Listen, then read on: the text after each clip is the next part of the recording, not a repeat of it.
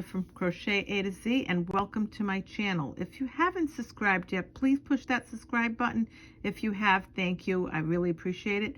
I appreciate you all being here, and please remember to subscribe. So today I want to show you this really cute pattern.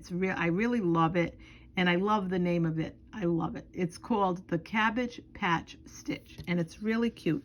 It has a light texture to it, and it has these shells. It's just so easy to make.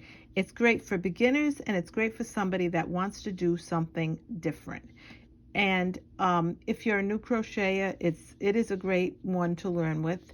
And you can make a lot of things with it. You can make afghans, you can make baby blankets, you can make lap cans, you can make boot cuffs with this. You can also make scarves, shawls, all kinds of things with this pattern. And see the light texture, and I'm going to show you how we got there.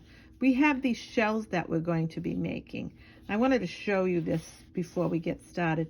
And below that is this cross stitch, this double crochet cross stitch. And I'm going to show you how we got there. This is the one above it, and this is the one below it. And this is a 2-row pattern repeat, and it's really easy, and I'm going to show you